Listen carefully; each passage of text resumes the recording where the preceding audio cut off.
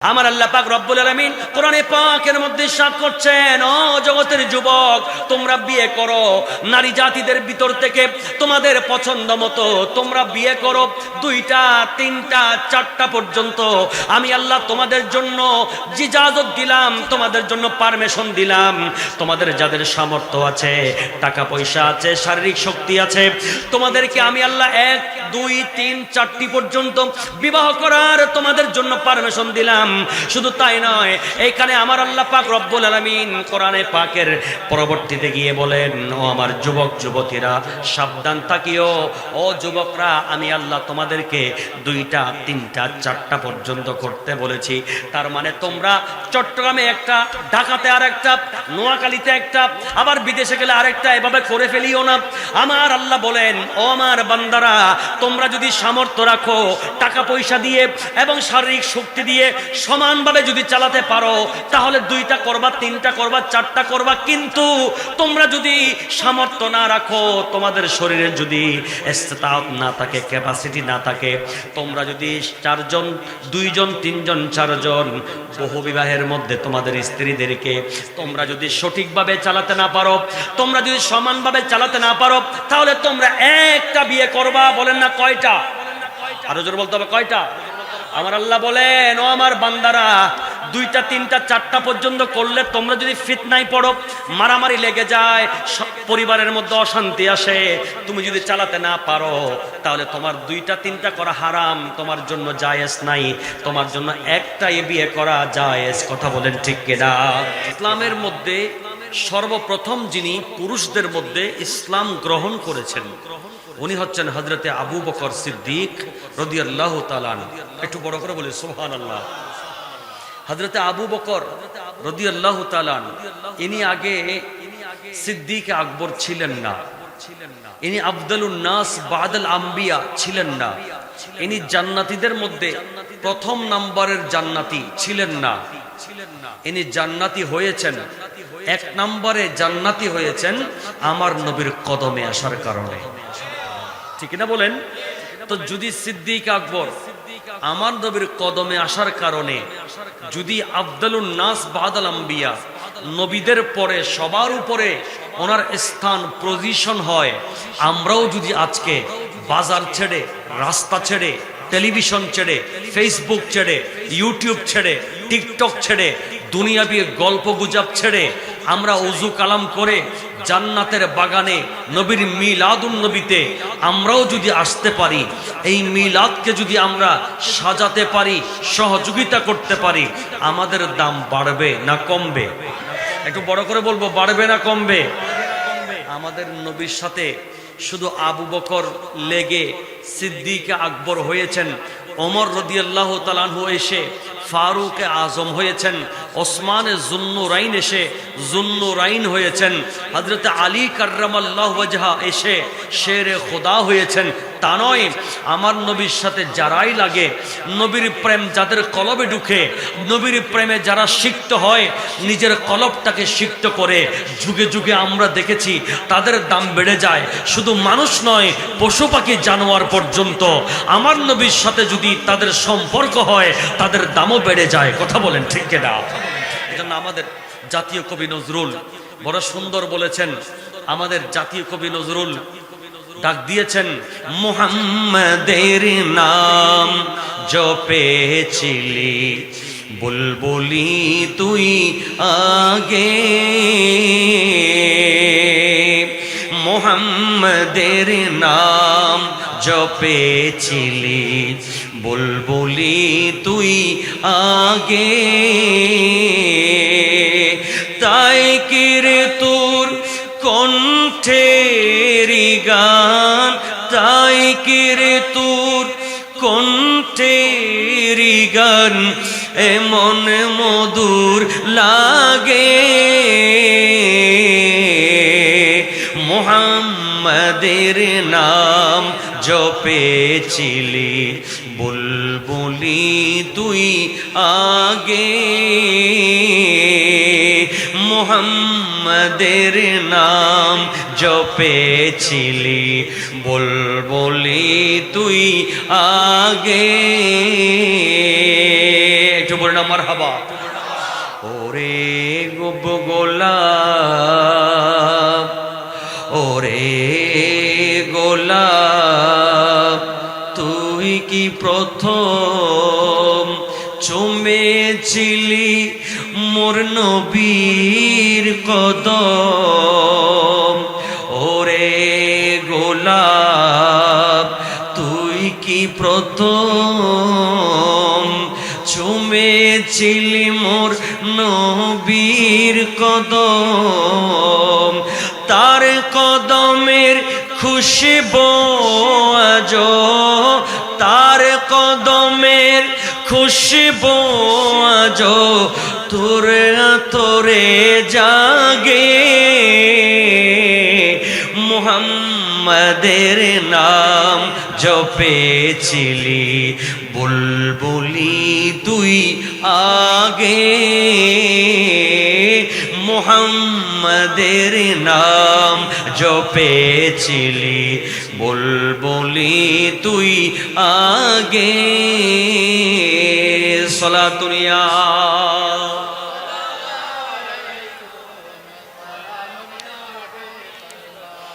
তাহলে নবীর সাথে লাগলে দাম বাড়ে না কমে? দাম বাড়ে। এই জন্য আমি বলছিলাম ভাইজান, নবীর মিলাদে আসলে দাম বাড়বে, যে গুনাহ মাফ হবে, যে সওয়াব বাড়বে, যে আমরা সর্বোপরি উলামায়ে কেরামের আলোচনা শুনে মিলাদ ও কিয়ামের পরে হুজুরদের সাথে যদি হাত তুলে আজকে জুমার রাতটিকে সামনে নিয়ে মিলাদুন নবীকে ওসিলা করে আল্লাহর পেয়ারা হাবিবকে ওসিলা করে যদি আমরা তাওবা করতে পারি, ইনশাআল্লাহ আল্লাহ আমাদের জীবনের সমস্ত কবিরা গুনাহ মাফ করে আমাদের জীবনের সমস্ত গুনাহ ক্ষমা হয়ে আমরা নিষ্পাপ বেগুনাহ মাসুম জান্নাতি হয়ে বাড়িতে যাব।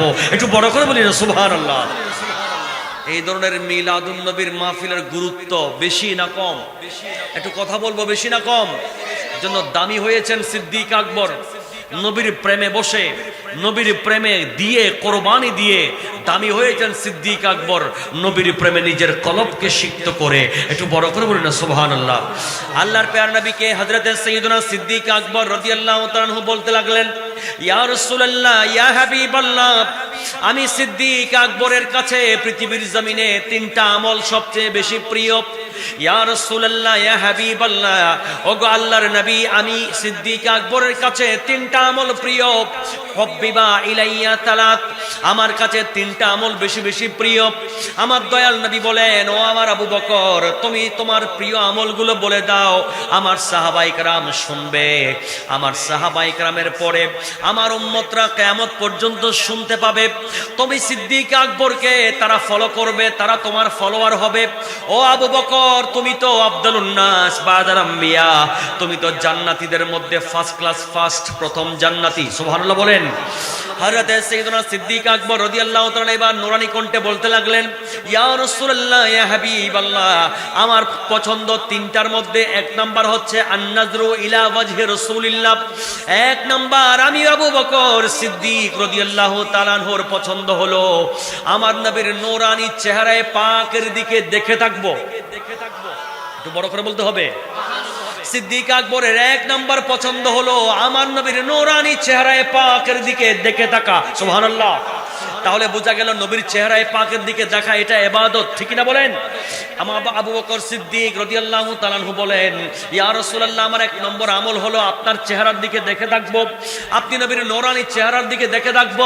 দুই নাম্বার ওয়াল জুলুস বাইনা ইয়াদাইকা ইয়া রাসূলুল্লাহ, ইয়া হাবিবাল্লাহ, দ্বিতীয় নম্বর আমার আমল, দ্বিতীয় নম্বর পছন্দ হলো নবী গো আপনার জুলুস, আপনার বৈঠক, আপনার মিলাদে, আপনার আলোচনায়, আপনার হাদিসের বর্ণনায়, আপনার তাফসীরের মাহফিলে বসে থাকা আমি সিদ্দিক আকবরের দুই নম্বরের পছন্দ। আমার বাবারা গভীর মনোযোগ দেখেন, সিদ্দিক আকবর যিনি সাহাবীদের মধ্যে এক নম্বরের স্থানে, কথা বলেন ঠিক কিনা? এক নম্বরে যিনি আছেন উনি হচ্ছেন আবু বকর সিদ্দিক রাদিয়াল্লাহু তাআলা। উনি বলছেন আমার দুই নম্বরের পছন্দ হলো আমার নবীর মজলিসে, আমার নবীর বৈঠকে, আমার নবীর হাদিসে পাকের আলোচনায়, কোরআনের তাফসীরের আলোচনায় বসে থাকা, এটা আমার দুই নম্বরের পছন্দ। তিন নম্বরে পছন্দ হলো ওয়া ইনফাকু মালি আলাইকা ইয়া রাসূলুল্লাহ, ইয়া হাবিবাল্লাহ। তিন নম্বর নাম্বার আমার পছন্দ হলো আপনি নবীর প্রেমে, আপনি নবীর কদমে আমাকে আল্লাহ যা টান সম্পদ দিয়েছেন, যা টাকা পয়সা দিয়েছেন, সব কিছু আপনি নবীর প্রেমের মধ্যে, আপনার কদমের মধ্যে কোরবান করে দেওয়া। আমার সিএনজি চালক সমিতির ভাইয়েরা, আমার এলাকার ভাইয়েরা, আপনারা আমরা আজকে নবীর প্রেমের মধ্যে, নবীর মিলাদে আমরা খরচ করেছি 1 লক্ষ, 2 লক্ষ, 3 লক্ষ, 4, 5 লক্ষ। আমরা 50 জনে মিলে 5 লক্ষ দিয়েছি, আমরা 500 জনে মিলে 50 লাখ দিয়েছি। কিন্তু সিদ্দিক আকবর বলেন, আমার 40,000 দিনার, 40,000 দিরহাম আমার ব্যবসায়িক টাকা আমাকে আল্লাহ দিয়েছেন। বর্তমান যুগের 40,000 কোটি টাকার চাইতে দামি সিদ্দিক আকবরের 1,500 বছর আগের 40,000 দিরহাম। উনি বলেন, আমাকে আল্লাহ যা দিয়েছেন সব কিছু 10,000 রাতে, 10,000 দিনে, 10,000 ওপেনে, 10,000 গোপনে আমার নবীর কদমে আমি খরচ করে দিয়েছি। আর একটু বড় করে বলতে হবে সুবহানাল্লাহ। আমার ভাইয়েরা, আমরা 1 থেকে 2 ঘন্টা 3 ঘন্টা মাহফিলে বসেছি, বেশি করেছি? আমরা 2-3 লাখ টাকা খরচ করেছি, বেশি দিয়েছি? সিদ্দিক আকবর একজনে তো 40,000 কোটি চাইতে বেশি ইসলামের জন্য দান করে ইসলামকে জিন্দা করেছেন। কথা বলেন ঠিক কিনা? এই জন্য যারা মিলাদুন নবী করে, এই ধরনের অনুষ্ঠান করে, তারা মূলত মিলাদুন নবী করে নাই, তারা মূলত দ্বীন ইসলামকে জিন্দা করেছে। আমার ভাইয়েরা, জন্য এই মাহফিল করলে একদিক দিয়ে নবীর শাফাআত পাবো, 2 নম্বরে সওয়াব পাবো, 3 নম্বরে গুনাহ মাফ পাবো, 4 নম্বরে আমাদের আমল নামাতে মহান রব্বুল আলামিন জিহাদের সওয়াব দান করবেন। একটু বড় করে বলেন সুবহানাল্লাহ। তাহলে সিদ্দিক আকবরের পছন্দের আমল হলো 1 নম্বর কার দিকে দেখবো? নবীর দিকে দেখবো। আর বর্তমানে আমার যুবকের সবচেয়ে বেশি পছন্দ হলো ফেসবুক দেখে থাকা, টিকটক দেখা। আমার যুবকের পছন্দ হচ্ছে ইউটিউব দেখা। আমার যুবক যুবতীর পছন্দ হচ্ছে মোবাইল, স্মার্টফোনের দিকে তাকিয়ে থাকা। সিদ্দিক আকবর বলছেন, আর নজরু ইলা ওয়াজহি রাসূলিল্লাহ, আমার দৃষ্টি হচ্ছে আমার নবীর চেহারার দিকে, আমার দৃষ্টি হচ্ছে দয়াল নবীর নূরানী চেহারার দিকে। আমি পছন্দ করে আমার নবীকে দেখে থাকা। আর বর্তমানের যুবক যুবতী দেখে থাকে সিনেমার দিকে, বর্তমান যুগের যুবক যুবতী দেখে থাকে পর্নোগ্রাফির দিকে, অশ্লীল ছবির দিকে, নেকেড খারাপ সিনেমার দিকে। আমার যুবক যুবতী দেখে থাকে টিকটকের দিকে। সিদ্দিক আকবর দেখে থাকেন আমার নবীর দিকে। কথা বলে বেশ কম আসে না নাই? কথা বলে বেশ কম আসে না নাই? তাহলে আমাদের চরিত্র সংশোধন করার দরকার। সাহাবায়ে কেরামের আদর্শ কি? নবীর দিকে দেখবো। আমাদের মোবাইল দেখতে হবে, স্মার্টফোন লাগবে, এটা জরুরি। এই ইলেকট্রনিক মিডিয়ার যুগে, আকাশ মিডিয়ার যুগে, এই ডিজিটাল যুগে, অনলাইনের যুগে মোবাইলের বিকল্প নাই। মোবাইল লাগবে, মোবাইল দেখবো, কিন্তু সেই মোবাইল আমি প্রয়োজনে ব্যবহার করব। প্রয়োজন ছাড়া আমি যখন এই ফেসবুকে ঢুকবো, আমি যখন এই ইউটিউবে ঢুকবো, আমি যখন এই টিকটকে ঢুকবো, আমি একটি ভালো আয়াতের তাফসীর দেখব, আমি একটি হাদিসে পাকের অনুবাদ দেখব, আমি একজন আহলে সুন্নাহ ওয়াল জামাতের নবী প্রেমিক আলেমের আলোচনা দেখব, আমি একটা কোরআনের আয়াত দেখব, আমি একজন কারির কিরাত শুনবো, আমি একজন নাতে মুস্তাফার শায়েরের শেয়ার শুনবো, আমি মক্কা শরীফের ইতিহাস পড়ব, মদিনায়ে পাকের ইতিহাস পড়ব, ওলি আল্লাহদের জীবনী পড়ব, নবীদের জীবনী পড়ব। আমার মা বোনরা, নবীদের স্ত্রী, আমাদের আম্মাজান, আমার আল্লাহর ওলিদের, আল্লাহর প্রিয় বন্ধুদের স্ত্রীদের এবং আম্মাজানদের জীবনী পড়বে। মা ফাতেমার জীবনী পড়বে, খাতুনে জান্নাতের জীবনী পড়বে, মা আয়েশা সিদ্দিকার জীবনী পড়বে। এই স্মার্টফোন ব্যবহার যদি সেদিকে হয়, এই স্মার্টফোন আপনাকে মদিনাওয়ালা পর্যন্ত পৌঁছিয়ে দিবে। কথা বলে ঠিক না? কিন্তু আজকে স্মার্টফোনের ব্যবহার আমরা সেদিকে না করে আমরা যেহেতু খারাপ পথে ব্যবহার করি, এজন্য বর্তমান যুবক এবং যুবতীরা স্মার্টফোন ইউজ করে আজ তাদের চরিত্রে ধ্বংসের দিকে চলে যাচ্ছে, তারা জাহান্নামের দিকে পরিচালিত হচ্ছে। একটাই কারণ, আমাদের ব্যবহার সঠিক ব্যবহার নয়, আমাদের ব্যবহার হয় অপব্যবহার। কথা বলে ঠিক না? আমরা যদি সঠিক ব্যবহার করতে জানি, টেলিভিশন দেখা হারাম নয়, ফেসবুক দেখা হারাম নয়, মোবাইল ব্যবহার করা হারাম নয়, মিডিয়া ইউজ করা হারাম নয়। যদি আমি টেলিভিশনকে কোরআন তেলাওয়াতের দিকে ব্যবহার করতে পারি, টেলিভিশনকে যদি আমি মিলাদুন নবী দেখার বিষয়ে যদি ব্যবহার করতে পারি, টেলিভিশনকে যদি আমি দেশের খবর নেব সেদিকে ব্যবহার করতে পারি, টেলিভিশনকে যদি আমি ভালো কিছু দেখব সেদিকে ব্যবহার করি, তখন টেলিভিশন দেখাটা হারাম নয়, বরং ইবাদত হবে। কথা বলি না ঠিক না? আমার ব্যবহার যদি ভালো হয় তখন সেটা নেক আমল হবে, ব্যবহার যদি খারাপ হয় তখন সেটা গুনাহ হবে। কথা বলেন ঠিক না? তাহলে আমার দয়াল নবীর চেহারার দিকে দেখে থাকা সিদ্দিক আকবরের পছন্দ, আমার নবীর মাহফিলে বসে থাকা সিদ্দিক আকবরের পছন্দ, আমার নবীর প্রেমে খরচ করা সিদ্দিক আকবরের পছন্দ, ঠিক কিনা বলেন? আজকে আমরা নবীর মিলাদ করছি, আজকে আমরা নবীর প্রেমের মধ্যে এক নম্বরে নবীর চেহারা দেখব। তো নবীর চেহারা কোথায় দেখব?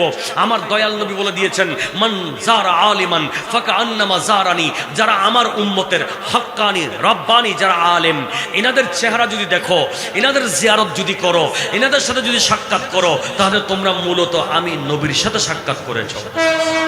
দুই নম্বরে তোমরা যদি মিলাদে বসো, তোমরা যদি উলামায়ে কেরামের সাথে বসো, ওয়ামান জালাসা আলিমান ফাকান্নামা জালাসানি, যারা উলামায়ে কেরামের সাথে বসেছে তারা মূলত আমি রাসূলুল্লাহর সাথে বসেছে।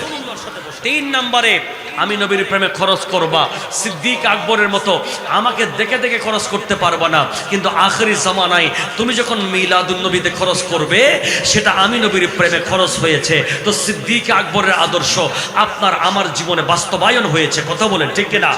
আল্লাহ পাক আমাদের প্রত্যেককে যেন নবীর প্রেমে সময় দেওয়ার, নবীর প্রেমে অর্থ দেওয়ার, নবীর প্রেমে নিজের মেধা, নিজের কষ্ট, নিজের টাকা, নিজের সময় সব কিছু আল্লাহ এবং রসুলের প্রেমে খরচ করার তৌফিক দান করেন। একটু মোহাব্বতের আওয়াজে বলেন আমিন, আর একটু জোরে বলেন আমিন। এবার বলেন, আমরা নবীর প্রেমে খরচ করতে রাজি আছি না নাই? একটু মোহাব্বতের আওয়াজে বলতে হবে, আমরা রাজি আছি না নাই? আল্লাহ আমাদের সবাইকে সিদ্দিক আকবরের মতো নবীর প্রেমে দেওয়ার তৌফিক দান করো। এটা দরুদ শরীফ পড়ি, আল্লাহুম্মা সাল্লি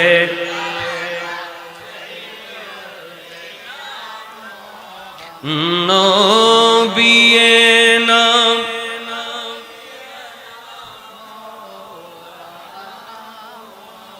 এখন আসেন, এটা গেল একটা সাবজেক্ট। আমি যে দুইটা কথা বলবো বলছিলাম, শর্টকাটে একটা বলে ফেললাম। কেন করি এই মাহফিল?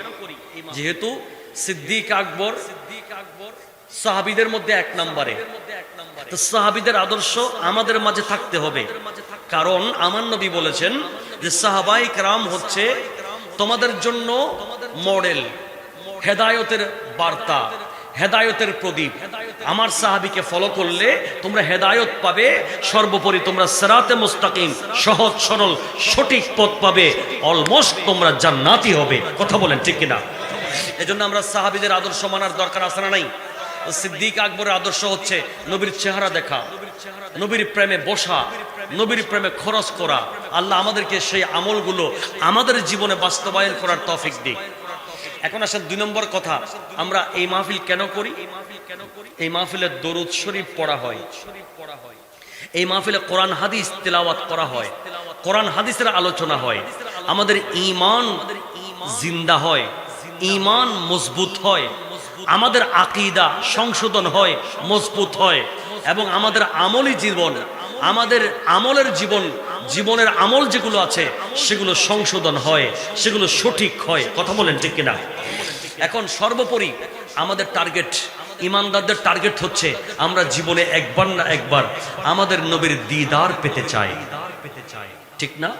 তো নবীজির দিদার পেতে চাইলে কি করতে হবে? আমার দয়াল নবী বলেন, যে উম্মত আমার আমি নবীর উপরে বেশি বেশি পরিমাণে দরুদ শরীফ পড়বে, আমি রাসূলুল্লাহ বলছি তাদের উপরে আমি নবী সন্তুষ্ট হয়ে যাব। তারা অচিরেই আমার দিদার, আমার সাক্ষাৎ পাবে, কিয়ামতের ময়দানে আমি নবীর সুপারিশ পাবে, এবং আমি নবী তাদের নিকটেই থাকব। আর একটু বড় করে বলবো না সুবহানাল্লাহ?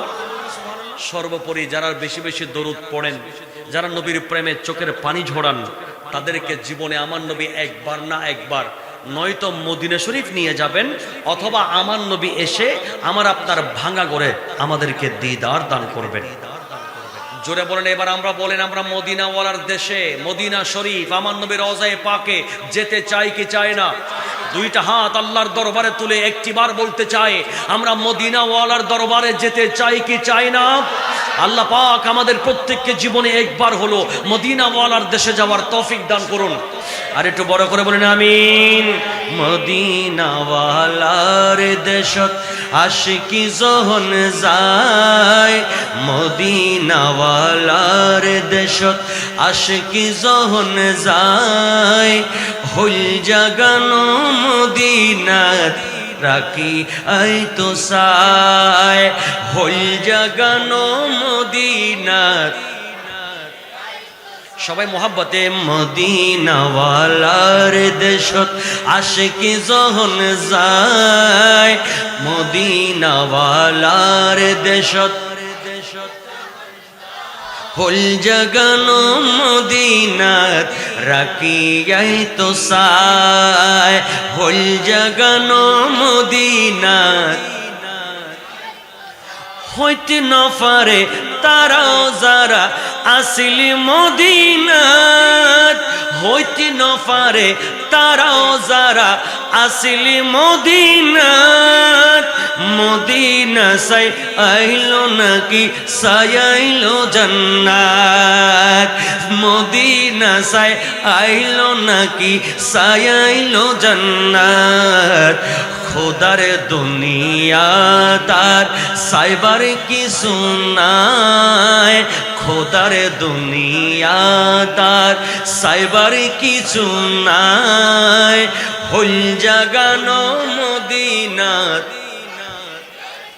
মাশাআল্লাহ হল জাগানো মদিনাত রাখিয়াই তো সায় মদিনাওয়ালার দেশত আশিকি যখন যায় হল জাগানো মদিনাত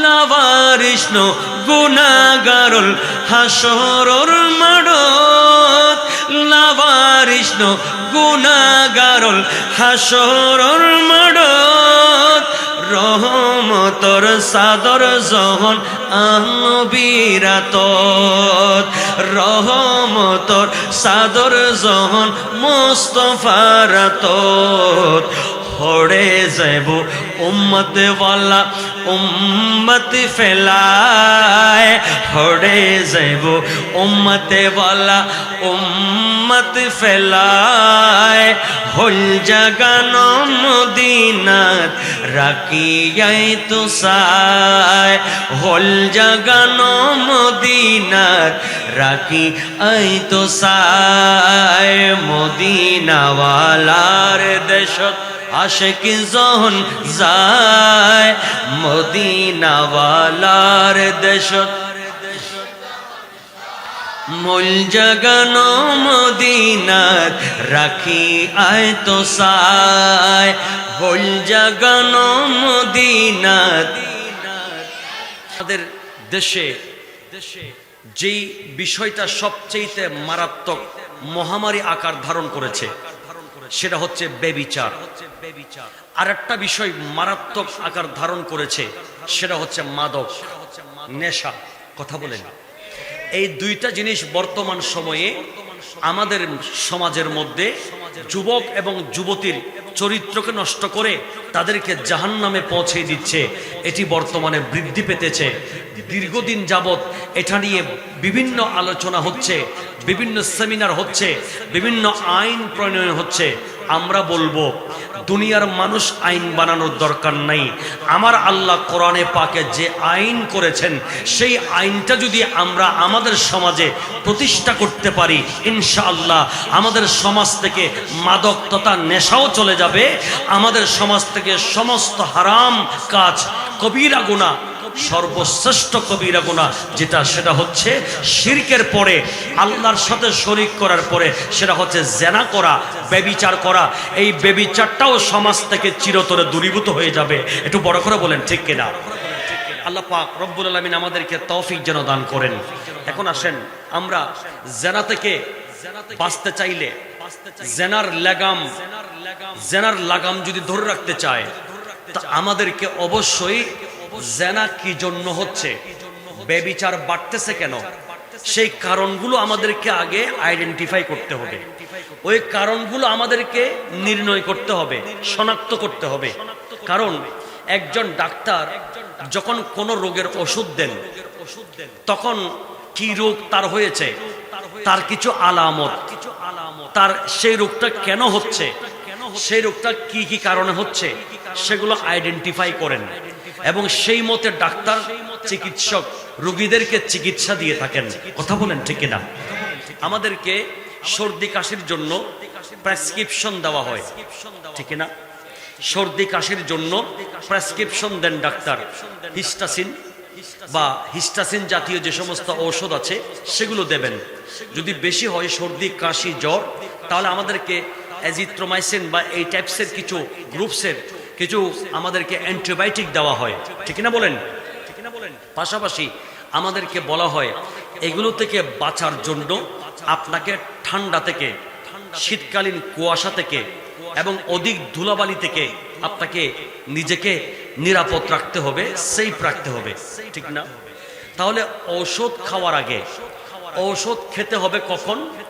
যখন আপনি অসুস্থ হয়ে গেছি। এখন আমি যদি একজন অসুস্থ ব্যক্তির অসুস্থতা, কষ্ট, তার ওষুধ খাওয়া, ডাক্তারের কাছে যাওয়া, সে সার্জারি করা, বিভিন্ন যেগুলো পেড়া তাকে পোহাতে হয়, সেগুলো থেকে যদি নিজেকে বাঁচাতে চায়, তাহলে সেটা যেন না হয়, সেই রোগটা যেন আমাকে না পায়, সেই ব্যাপারে আমাকে সচেতন হতে হবে। এবং সেই রোগটা কি জন্য হয় সেগুলো আমাদেরকে নির্ণয় করে সেই কাজ থেকে আমাদেরকে দূরে থাকতে হবে। তাহলে আমি ওই রোগ থেকে নিরাপদ থাকতে পারবো, ঠিক না? সর্দি কাশি থেকে বাঁচতে গেলে আমাকে ঠান্ডা থেকে দূরে থাকতে হবে, কুয়াশা থেকে বাঁচতে হবে, ধুলাবালি থেকে বাঁচতে হবে। তার মানে ঘর থেকে বের হলে মাস্ক পরবো, বেশি ঠান্ডাতে বের হলে গরম কাপড় পরবো, এবং আমি অতিরিক্ত ঠান্ডা পানি খাবো না, নর্মাল পানি পাবো বা কুসুম গরম পানি খাবো, ঠিক না? কিন্তু আমি একটা রোগের কথা বললাম আর কি, সিম্পল আপনাদেরকে বোঝার জন্য বলছি। তা আমি যদি সর্দি কাশি থেকে বাঁচতে গেলে গরম কাপড় ইউজ করতে হয়, ঠান্ডা পানি থেকে দূরে থাকতে হয়, ধুলাবালি থেকে দূরে থাকতে হয়, এগুলো কেন করলাম?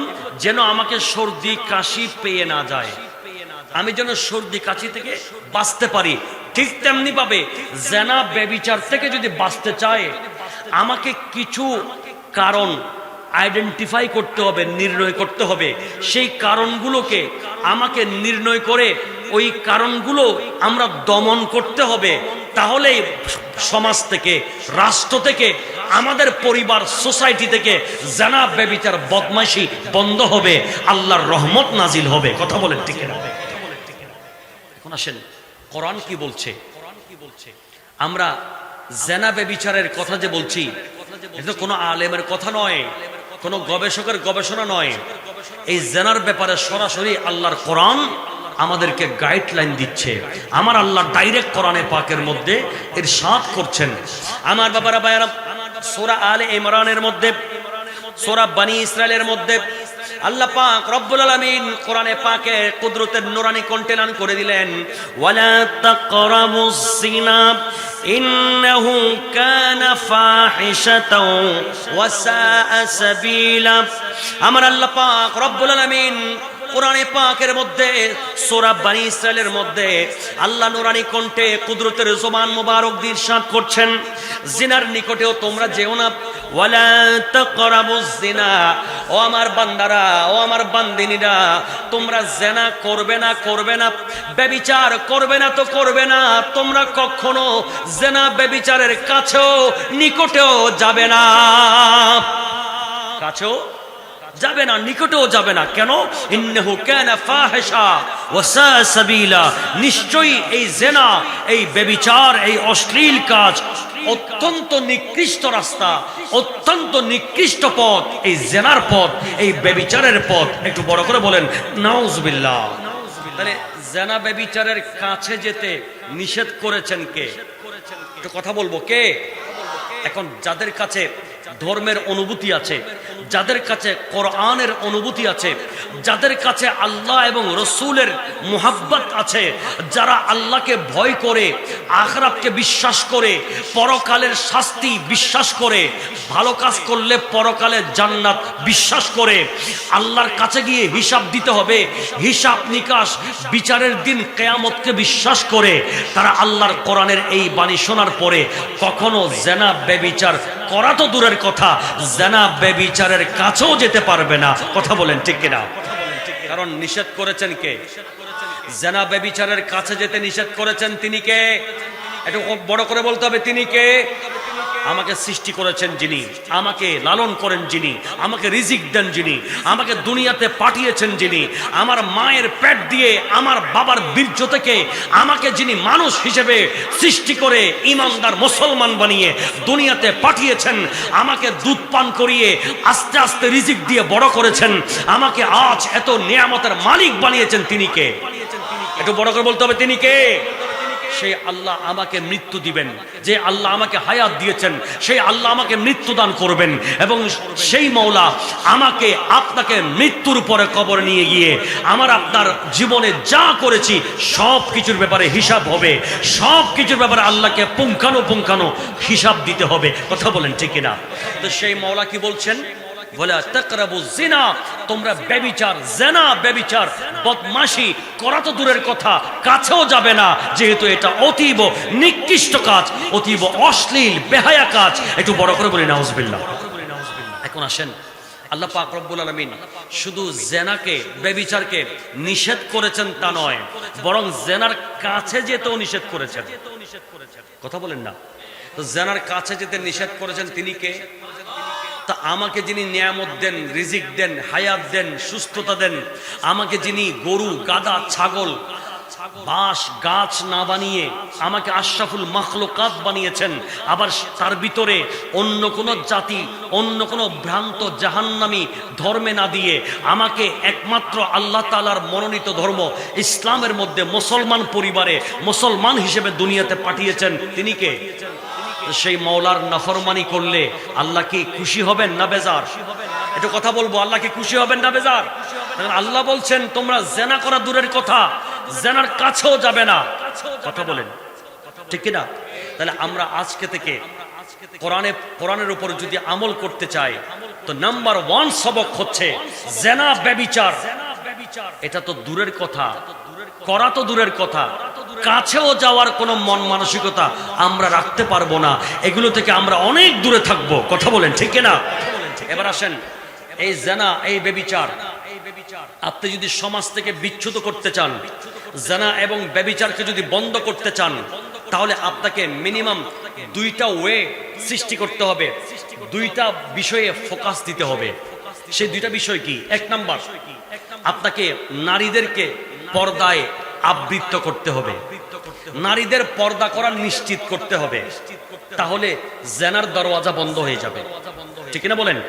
2 নম্বরে, একজন যুবক, একজন প্রাপ্তবয়স্ক যুবক এবং প্রাপ্তবয়স্ক নারী, তাদের জন্য বিবাহ শাদীকে হালালভাবে, সঠিকভাবে সহজ করতে হবে, ইজি করতে হবে। অর্থাৎ ম্যারেজটাকে হালালভাবে, ধর্মীয় অনুশাসনে, কোরআন সুন্নাহ মোতাবেক বিবাহটাকে হালালভাবে ইজি করতে হবে, সহজ করতে হবে, যেন আমার যুবক এবং যুবতী বিয়ে করতে যেন কঠিন না হয়। কারণ বিয়ে করা যখন কঠিন হয়ে যাবে, যখন তারা হালালভাবে তাদের যৌবনকে এক জায়গায় করে মিলিত হয়ে যৌবনকে চর্চা করতে পারবে না, তাদের যৌবনের চাহিদা মিটাতে পারবে না, তারা অবশ্যই বিকল্প পথে যাবে, তারা অবশ্যই খারাপ পথে গিয়ে তাদের যৌবনের চাহিদা মিটাবে। কথা বলেন ঠিক কিনা? এজন্য আল্লাহ পাক রব্বুল আলামিন কোরআনে পাকের মধ্যে, আমার পেয়ারা নবী হাদিসে পাকের মধ্যে এই জেনার দরওয়াজা বন্ধ করার জন্য, জেনা ব্যভিচারকে কিয়ামত পর্যন্ত বন্ধ রাখার জন্য, জেনার পথে গিয়ে আমার যুবক এবং যুবতী জাহান্নামী হবে, এই জাহান্নামী হওয়া থেকে দূরে রাখার জন্য, জান্নাতি বানাবার জন্য আমার আল্লাহ কোরআনে পাকে, আমার পেয়ারা নবী হাদিসে পাকের মধ্যে বিবাহ শাদীকে ইজি করার কথা বলেছেন, বিবাহকে সহজ করার কথা বলেছেন, এবং নারী জাতিকে পর্দা করতে বলেছেন। কথা বলেন ঠিক কিনা? এবার আসেন, আমি আপনাদের খিদমতে কোরআনে পাক থেকে একটি আয়াত দিয়ে বুঝাবো, যে আয়াতে পাকের মধ্যে আল্লাহ পাক রব্বুল আলামিন বিবাহ শাদীকে ইজি করার কথা বলেছেন, কঠিন করতে বলেন নাই, বিয়েকে সহজ করার কথা বলেছেন। সেটা কিভাবে? সূরা নূরের মধ্যে আল্লাহ পাক রব্বুল আলামিন ইরশাদ করছেন, বিসমিল্লাহির রহমানির রহিম, ওয়ানকিহুল আয়াম মিনকুম ওয়াস-সালিহিন মিন ইবাদিকুম ওয়া ইমাইকুম ইন ইয়াকুনু ফুকারা ইউগনিহিমুল্লাহু মিন ফাদলি। আমার আল্লাহ পাক রব্বুল আলামিন সূরা নূরের মধ্যে ইরশাদ করছেন, ও আমার বান্দারা, তোমাদের মধ্যে যারা অবিবাহিত আছে, তোমাদের মধ্যে যারা এখনো বিবাহ করতে পারে নাই, যারা বিবাহের লায়েক আছে, যারা বিবাহের উপযুক্ত হয়েছে, যারা বিবাহ করতে পারে নাই, অবিবাহিত, তাদের বিবাহের ব্যবস্থা করো, তাদের জন্য বিবাহের ব্যবস্থা করে দাও, অর্থাৎ তাদের বিবাহ করাটা সমাজের মধ্যে সহজ করে দাও। একটু বড় করে বলি না সুবহানাল্লাহ। এবং আমার আল্লাহ পাক রব্বুল আলামিন কোরআনে পাকের মধ্যে আরো ইরশাদ করেন, তোমরা তোমাদের দাস দাসীদের মধ্যকার যারা সৎ আছে, যারা সৎ ব্যক্তি আছে, ভালো আছে, নেককার আছে, ওই সমস্ত সৎ ব্যক্তিদের বিবাহ শাদীর ব্যবস্থা করে দাও।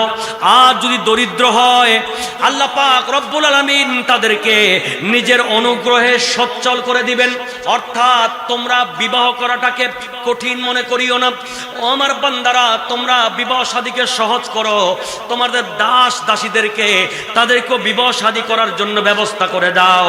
এবং তাদের মধ্যে যারা ভালো আছে, সৎ ব্যক্তি আছে, সৎ মানুষ আছে, তাদের জন্য তোমরা সহযোগিতা করো বিবাহ শাদীর ব্যাপারে। এবং তোমরা এটাকে আশঙ্কা মনে করিও না, তোমরা এটা মনে করিও না বিবাহ করলে কি খাওয়াবে, বিবাহ করলে কিভাবে চলবে, এটা তোমাদের চিন্তা করার দরকার নাই। আমি আল্লাহ বলছি, আল্লাহ পাক রব্বুল আলামিন যারা দরিদ্র, যারা গরিব আছে, আমি আল্লাহ তাদেরকে দয়া করে বিবাহ শাদী করার কারণে ওই স্ত্রী যে তার ঘরে এসেছে, এজন্য আমি তার জন্য রিজিকের দরওয়াজা খুলে দেব। আর একটু বড় করে বলতে হবে সুবহানাল্লাহ। তাহলে বুঝা গেল আল্লাহ পাক রব্বুল আলামিন কোরআনে পাকের মধ্যে বিবাহ শাদীকে সহজ করার কথা বলেছেন। বিবাহ শাদী উপযুক্ত সময়ে, সঠিক সময়ে দেওয়ার উৎসাহ দিয়েছেন। শুধু তা নয়, গরিবের ভয়ে, টাকার ভয়ে এখনো ভালো চাকরি করি না, বউ চালাবো কিভাবে, স্ত্রীকে কিভাবে চালাবো, সংসার কিভাবে চালাবো, এই টেনশনে, এই ভয়ে অনেকে বিয়ে করে না। অনেকের মা বাবা সন্তানকে বিয়ে করায় না। আবার অনেকে মেয়ে দেয় না, যে তোমার ছেলে তো বেশি টাকা ইনকাম করে না, সে আমার মেয়েকে কিভাবে চালাবে, এই ধরনের আশঙ্কা করে মেয়ে দেয় না। আবার ছেলের বাবা মা ছেলেকে বিয়ে করায় না, এই ধরনের ভয় করে রিজিকের জন্য, টাকা পয়সার জন্য। আমার আল্লাহ বলেন, তোমরা ভয় করিও না শাদীর ব্যাপারে, বিবাহের ব্যাপারে। তোমরা আমি আল্লাহর উপরে ভরসা রেখে হালাল ভাবে তোমরা কোরআন সুন্নাহ মোতাবেক আমি আল্লাহর উপরে ভরসা করে বিয়ে শাদী দিয়ে দাও। আমি আল্লাহ গায়েব থেকে দয়া করে তাদেরকে রিজিকের ব্যবস্থা করে দেব। একটু বড় করে বলে জন্য বিয়ে করলে রিজিক বাড়ে না কমে? আরো বড় করে বলতে হবে।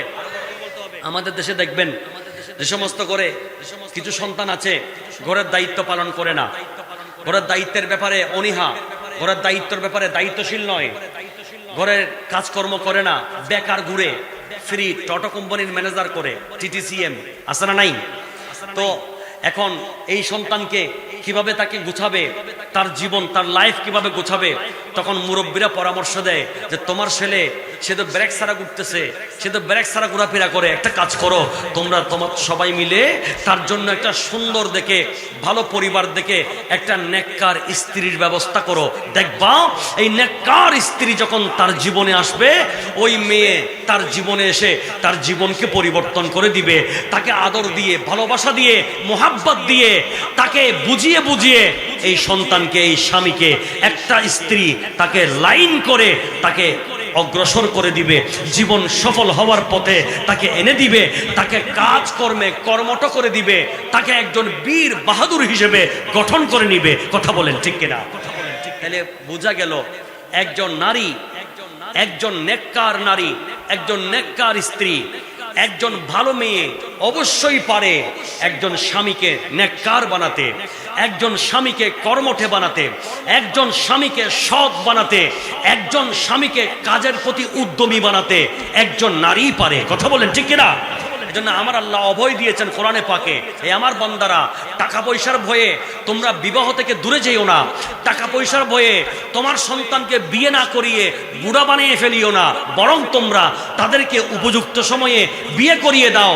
দেখবা তারা যখন বিয়ে করবে, তাদের মন আর এদিক সেদিক যাবে না, তাদের চক্ষু এদিক সেদিক তাকাবে না, তারা খারাপ কাজে যাবে না, জেনা বদমাশি করবে না, ব্যভিচারে যাবে না। তাদের যৌবন এর চাহিদা যখন স্ত্রীর মাধ্যমে মিশে যাবে, তারা স্ত্রীর প্রতি মোহাব্বত সৃষ্টি হবে, তারা স্ত্রীর প্রতি ধাবিত হবে। আর স্ত্রীরা আপন স্বামীকে নামাজি বানাবে, আপন স্বামীকে সাহসী বানাবে, আপন স্বামীকে কর্মঠে বানাবে, আপন স্বামীকে কাজের দিকে মনোযোগী করবে। কথা বলেন ঠিক কিনা? তাহলে বোঝা গেল বিবাহ একজন যুবক এবং একজন যুবতীর জীবনে ইম্পর্টেন্ট একটি সাবজেক্ট, ইম্পর্টেন্ট বড় গুরুত্বপূর্ণ একটি বিষয়। কথা বলেন ঠিক কিনা?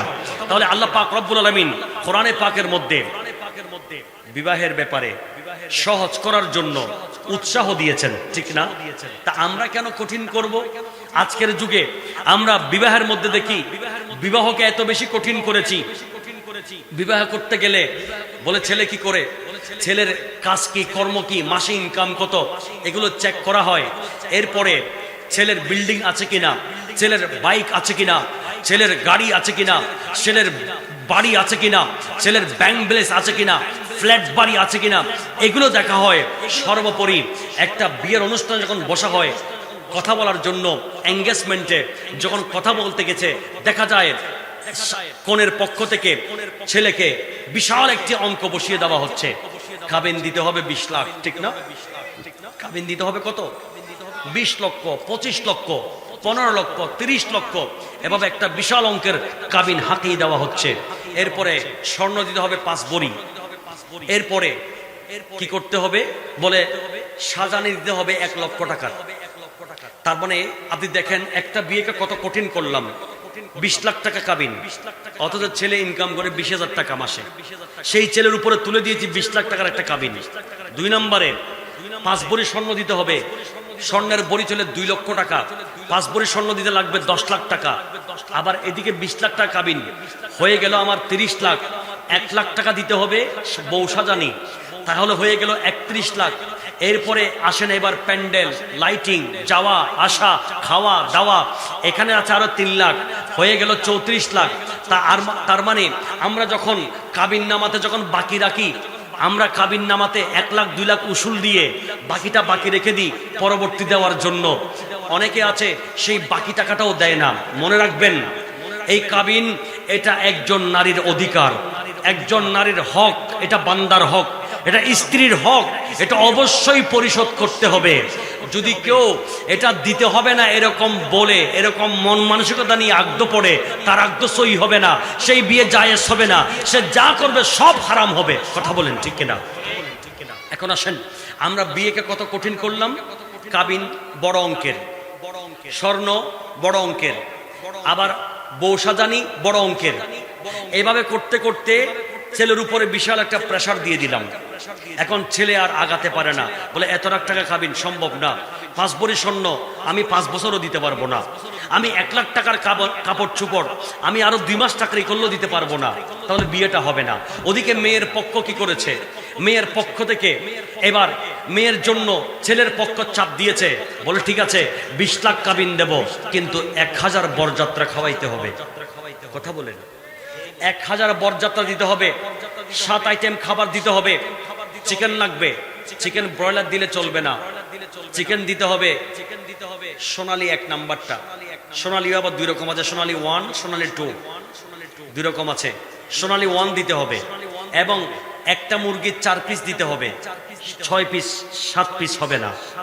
সাথে আবার গরুর কালাবুনা দিতে হবে, সাথে আবার ছাগলের মাটন, ছাগলের মাংস দিতে হবে, ছাগলের খোরমা, পাশাপাশি আবার ডিম কারি দিতে হবে, পাশাপাশি আবার মোটা সাইজের গলদা চিংড়ি দিতে হবে, পাশাপাশি একটা রূপচাঁদা দিতে হবে।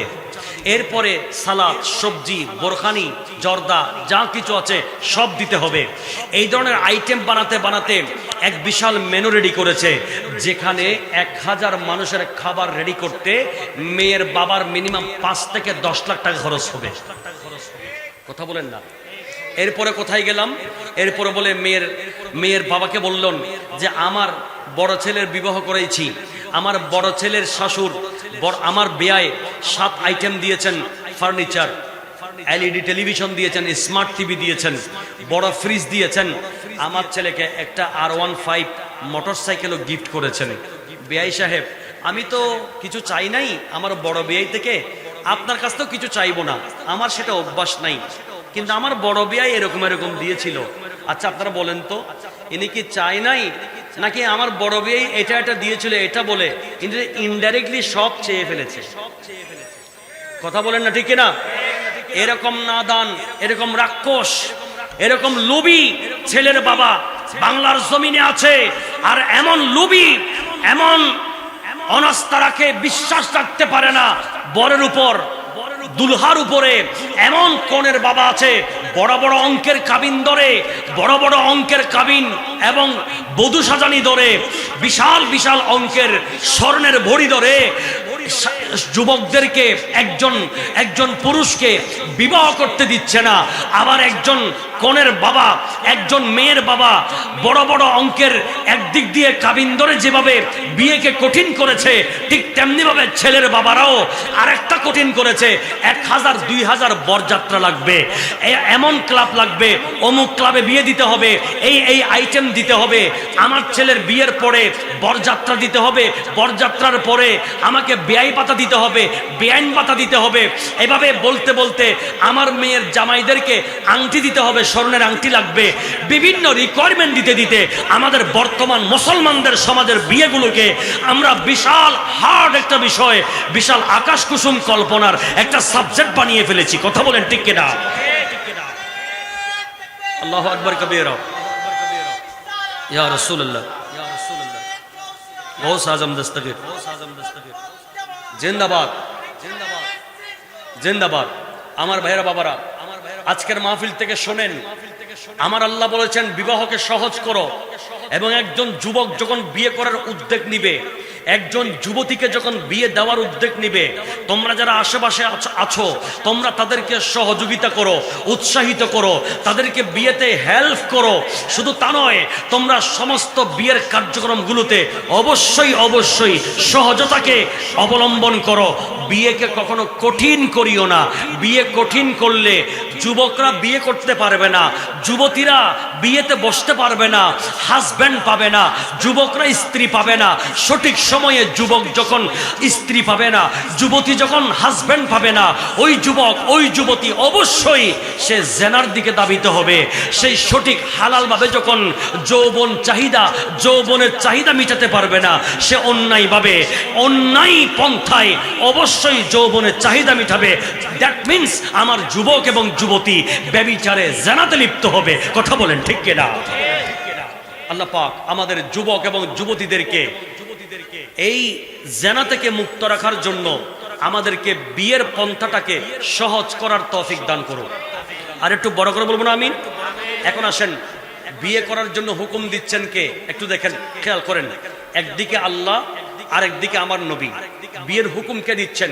আমার আল্লাহ পাক রব্বুল আলামিন কোরআনে পাকের মধ্যে ইরশাদ করছেন, ও যুবক, ও যুবতীরা, মন দিয়ে শোনো। তুমি যখন উপযুক্ত হয়েছো, তোমার যখন যৌবনের ক্যাপাসিটি তোমার শরীরে এসেছে, তোমার এখন যৌবন চর্চার জন্য, যৌবনের চাহিদা মিটাবার জন্য হালালভাবে, যেই হালালভাবে তুমি যখন যৌবনের চাহিদা মিটাবা, এই যৌবনের চাহিদা মিটানো তোমার জন্য আমার আল্লাহ ইবাদতে পরিণত করে দিয়েছেন, ইবাদত করে দিয়েছেন। তুমি যৌবনের চাহিদা মিটাবে, সেটা তোমার জন্য ইবাদত হবে। সেটা কিভাবে? আমার আল্লাহ পাক রব্বুল আলামিন কোরআনে পাকের মধ্যে নূরানী কণ্ঠে ইরশাদ করছেন, ফানকিহু মা তাবা লাকুম মিনান নিসাই মাতনা ওয়া থুলাথা ওয়া রুবা। আমার আল্লাহ পাক রব্বুল আলামিন কোরআনে পাকের মধ্যে ইরশাদ করছেন, ও জগতের যুবক, তোমরা বিয়ে করো। নারী জাতিদের ভিতর থেকে তোমাদের পছন্দ মতো তোমরা বিয়ে করো। 2টা 3টা 4টা পর্যন্ত আমি আল্লাহ তোমাদের জন্য ইজাজত দিলাম, তোমাদের জন্য পারমিশন দিলাম।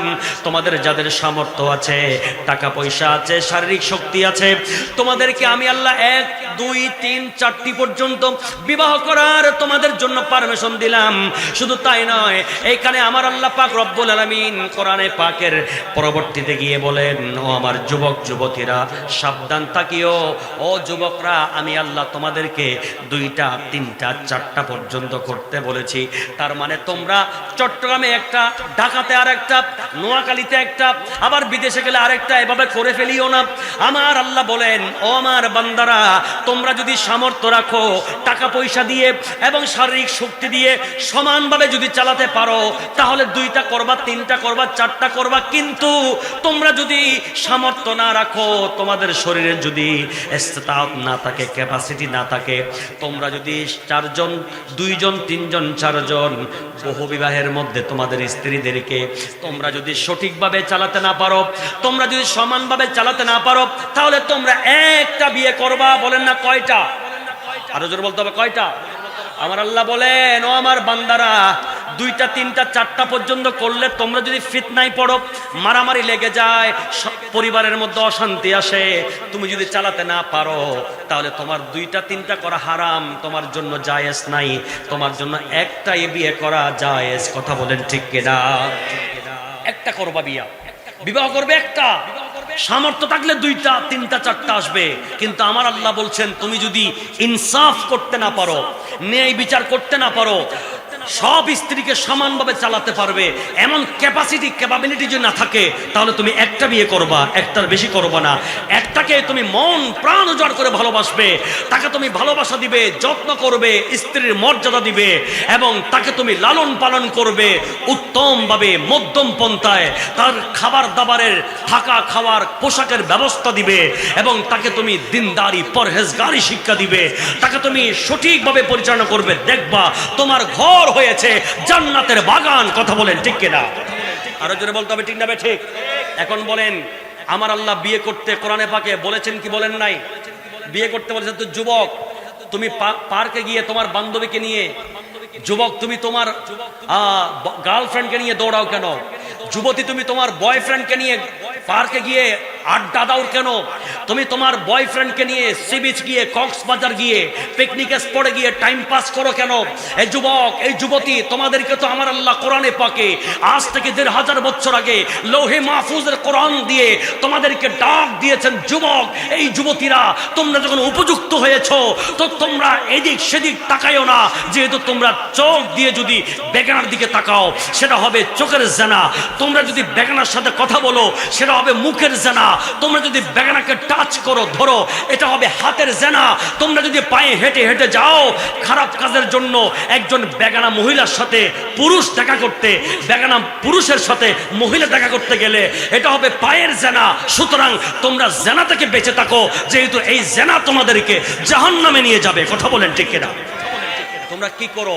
উপযুক্ত হয়েছো, তোমরা যাকে পছন্দ করো, পুরুষ তুমি যে নারীকে পছন্দ করো, তোমাকে আমি দুনিয়ার মধ্যে অসংখ্য নারী দিয়েছি।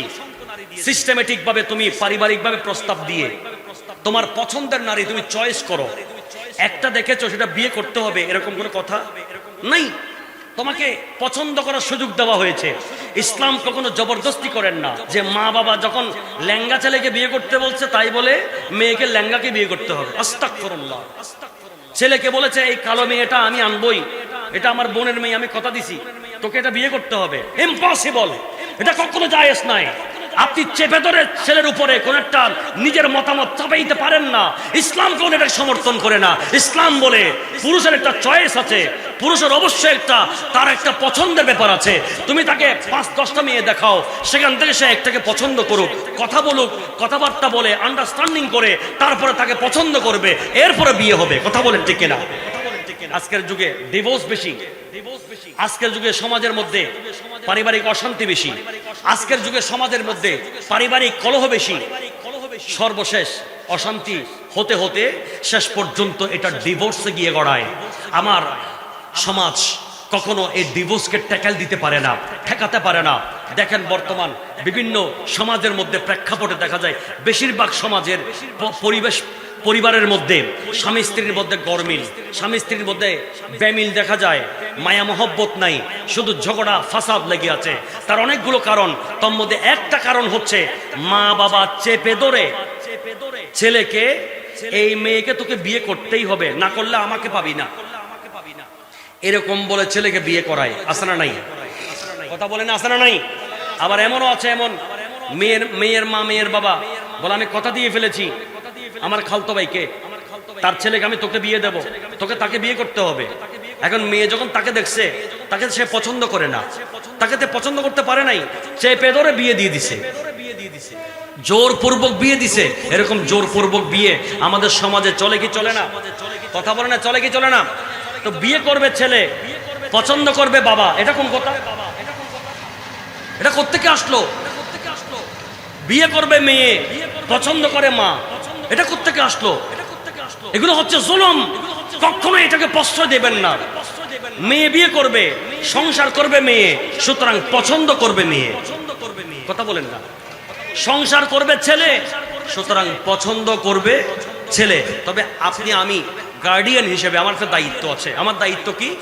ভালো ফ্যামিলি কিনা, মেয়ের বাবা মেয়ের মা ভালো কিনা, তাদের পরিবারটা ভালো কিনা, মেয়েটা ভালো কিনা, শিক্ষিত কিনা, ধার্মিক কিনা, নামাজি কিনা, পর্দাওয়ালা কিনা, কোরআনওয়ালা কিনা, এগুলো একটু যাচাই বাছাই করে তারপরে ছেলেকে আপনি পাত্রী দেখাবেন। এটা গার্ডিয়ানের দায়িত্ব। আপনার জাস্টিফিকেশন, আপনার ইনভেস্টিগেশন যখন শেষ হয়ে যাবে, তখন সেই পাত্রীকে আপনার ছেলেকে দেখাবেন। আপনি এর আগে গড়পাত্তা এটাও দেখাচ্ছেন, এটাও দেখাচ্ছেন, এটাও দেখাচ্ছেন, এটাও দেখাচ্ছেন। এক পর্যায়ে ছেলের মাথা আওলাইয়ে যাবে, ছেলের মাথা গন্ডগোল হয়ে যাবে, সে আলতু ফালতু কথা বলবে, সে উল্টা পাল্টা করবে। কথা বলেন ঠিক কিনা? তাহলে আমার মা এবং বাবা, আমরা যারা গার্ডিয়ান আছি, আমরা একটা সঠিক জায়গায় ছেলেকে নিয়ে যাব, সঠিক জায়গায় মেয়েকে নিয়ে যাব। আমি ভালো ভালো ফ্যামিলির ছেলে, ভালো ফ্যামিলির মেয়ে দেখে আমার ছেলে আমার মেয়ের জন্য প্রস্তাব নিয়ে আসব। সেখান থেকে আমার ছেলেকে দেখাবো, আমার মেয়েকে দেখাবো। তারা উভয়কে যখন পছন্দ করবে, সেই পছন্দের উপর আমরা বিয়ের ব্যবস্থা করব। দেখবেন সমাজে আর কখনো ডিভোর্স হবে না, সমাজে কোনো অশান্তি হবে না। ওই সংসারের মধ্যে অবশ্যই মায়া, মিল, মোহাব্বত থাকবে। সেই সংসার সুখের হবে, সেই সংসার জান্নাতি হবে। কথা বলেন ঠিক কিনা? আজকে আমরা বিয়ে শাদী এটাকেও নিজেদের মন গড়া একটা কাজ বানিয়ে ফেলেছি। খবরদার, আমরা এগুলো করব না। এখন বলেন, আমার দয়াল নবী কি বলছেন? আমার আল্লাহ তো বলছেন ফানকিহু মা তাবা লাকুম মিনান নিসা মাতনা ওয়া সুলাসা ওয়া রুবা। এখন আমার প্যারা নবী নবুয়তের নুরানি কণ্ঠে এলান করেন, উম্মত ইয়া মাশারাশ শাবাবি মান ইসতাতা মিনকুমুল বাত ফালিয়াতাজাওয়াজ। আমার দয়াল নবী বলেন, বুখারী শরীফ এবং মুসলিম শরীফের হাদিস, আল্লাহর প্যারা নবী বলেন, ও আমার উম্মত, পৃথিবীর জমিনের যুবক, আয় যুবকরা, তোমাদেরকে আমি রাসূলুল্লাহ ইন্ডিকেট করছি, দৃষ্টি আকর্ষণ করছি। যুবক, ও যুবক রে, তোমরা দেরি করিও না। ইয়া মাশারাশ শাবাব, এই যুবকরা, মান ইসতাতা, এবং তোমাদের মধ্যে মিনকুমুল বাত, তোমাদের মধ্যে যাদের সামর্থ্য আছে, যাদের যৌবন আছে এবং যাদের সামর্থ্য টাকা পয়সা আছে, স্ত্রীকে চালাতে পারবা, পরিবার চালাতে পারবা, শারীরিকভাবে এবং আর্থিকভাবে যাদের সামর্থ্য আছে, ফালিয়াতাজাওয়াজ। আমি রাসূল বলছি, তোমরা তাড়াতাড়ি বিয়ে করো, তাড়াতাড়ি বিয়ে করো, তাড়াতাড়ি বিয়ে করে ফেলো। যেহেতু এই বিয়ে এই বিয়ে, এই নেকাটা আগাদ্দুল লিল বাসারি ওয়া আহসানুল লিল ফারাজি। আমার নবী বলেন, ও আমার উম্মত, এই বিয়ে তোমাদের জন্য কত বড় নিয়ামত হবে। এই বিয়ের মাধ্যমে তোমাদের চোখ নিচু হবে, তোমাদের চোখ নিরাপদ হবে এবং তোমাদের লজ্জাস্থানকে হেফাজত করা হবে। তোমাদের লজ্জাস্থান হেফাজত হয়ে যাবে, অর্থাৎ তোমরা চোখের জেনা করবে না, মুখের জেনা করবে না, সর্বোপরি তোমরা আরেকজন বেগানার সাথে মিলিত হবে না, জেনা করবা না, বদমাশি করবা না, তোমাদের লজ্জাস্থান হেফাজত হয়ে যাবে। এই জন্য তোমরা বিয়ে করো, বিয়ে করো, এই ফরমান জারি করেছেন আমার নবী। কথা বলেন ঠিক কিনা? যুবকদেরকে বলেছেন, যুবক সামর্থ্য হয়েছে, ডোন্ট বি লেট, দেরি করিও না। দেরি করলে তোমার যৌবনের চাহিদা মিটাতে তুমি খারাপ কাজে চলে যাবে, তুমি তখন হারাম কাজ করবে, জেনা করবে।